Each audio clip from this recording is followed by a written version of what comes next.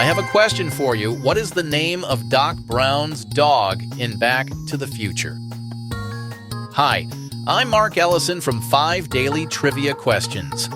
5 questions, 5 answers, and maybe you'll learn something amazing along the way. The number 5. 5 Daily Trivia Questions. Oh, and the answer? Doc Brown's dog's name is Einstein. 5 Daily Trivia Questions.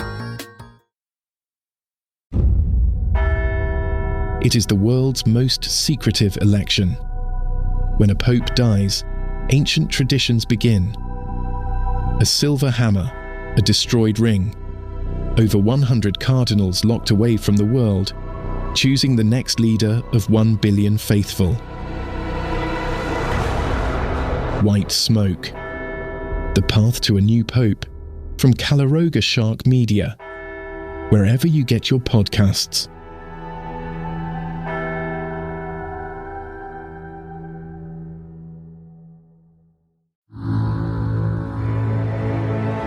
Calaroga Shark Media.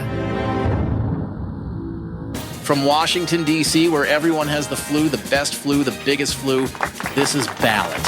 That's right, our flu is way better than the Canadian flu. They wish they had a flu outbreak as big as ours. Let's hit this. Let me tell you about the Army-based naming saga that's turning into the world's most expensive game of musical chairs. So Fort Bragg became Fort Liberty in 2023, and now it's becoming Fort Bragg again. But plot twist! It's named after a different Bragg. It's like when your mom remarries and you get a new dad with the same first name. Sure, it's still Dad, but it's a completely different guy. The new namesake is Roland Bragg, a World War II hero who pulled off something straight out of a Hollywood movie. During the Battle of the Bulge, he stole a German ambulance to save a wounded soldier, then drove 20 miles while getting shot at by literally everyone. The Americans were shooting because he was in a German vehicle, and the Germans were shooting because, well, he stole their ambulance. Talk about a bad day at work. The best part? He only got away because he and his German captor were both Masons. It's like the world's most exclusive get-out-of-war-free card. Defense Secretary Pete Hegseth announced this change while flying on a military aircraft, probably because that's the only place where you can't hear the sound of accountants crying. See, changing these signs isn't cheap. The last name change cost $8 million. That's right, $8 million to basically play military Mad Libs with the word liberty.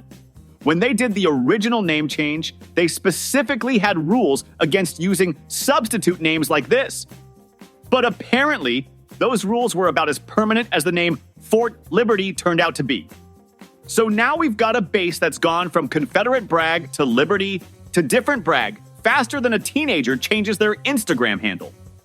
Though I guess if you're going to name something after a Bragg, better make it the one who stole Nazi vehicles to save lives rather than the one who was, as the official report puts it, one of the worst generals of the Civil War. The flu is spreading faster than gossip at a high school reunion. According to the CDC, and these are people who count sneezes for a living, 31% of flu tests are coming back positive. That's up from 18% in January, which is the kind of growth rate usually reserved for cryptocurrency scams. And get this, nearly 8% of all doctor visits right now are for flu symptoms. That's the highest since the 2009 swine flu pandemic, when everyone was walking around looking like extras from Contagion. Dr. Linda Yancey, who's probably seen more flu cases than a box of Kleenex, says it feels like everybody has influenza right now, which is medical speak for this is getting ridiculous. The numbers are staggering. 24 million cases, 310,000 hospitalizations, and 15,000 deaths. And doctors are saying we haven't even hit peak flu season yet. It's like we're still climbing the mountain, but instead of snow, it's all mucus. Why is it so bad?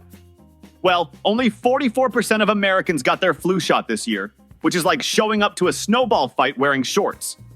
Plus, we've got multiple strains running around. Both regular flu and swine flu decided to have a party, and we're all invited whether we RSVP'd or not.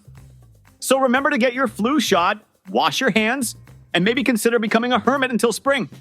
Though at this rate, even the hermits are probably getting the flu. Let me tell you about the Rock and Roll Hall of Fame nominations. which this year looks like someone put every genre of music in a blender and hit puree. We've got 8 first-time nominees, including Bad Company and Chubby Checker, who invented a dance that was basically just telling people to turn around in circles. And speaking of turns, this might be the most guitar-heavy lineup since that time your uncle decided to show you his vintage amp collection. The real shocker here is how few women made the cut. Out of 14 nominees, we've basically got Cyndi Lauper, Mariah Carey, and 2 women who had to share their nominations with their bands. That's like having a potluck where almost everyone brought chips. Outkast and Mariah Carey are holding down the hip-hop and R&B fort all by themselves, which suggests the hall is going through a rock means rock phase, like your dad when he discovered you listening to pop music.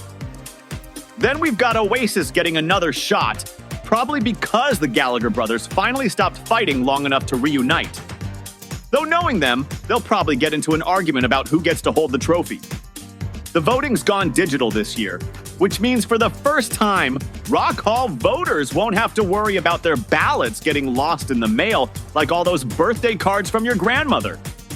And if you're wondering about the snubs, well, Coldplay, Garth Brooks, and about 20 other artists are sitting this one out. They're probably at home right now, writing songs about not getting nominated. The winners will be announced in April, with the ceremony happening in Los Angeles, a city that knows a thing or two about putting on a show where half the audience is mad about who won. Portions of today's show were brought to you by The Twist, Let's Twist Again, and Let's Twist Again using AI to help write the podcast. It is the world's most secretive election. When a pope dies, ancient traditions begin. A silver hammer, a destroyed ring, over 100 cardinals locked away from the world, choosing the next leader of 1 billion faithful. White Smoke. The Path to a New Pope, from Caloroga Shark Media, wherever you get your podcasts.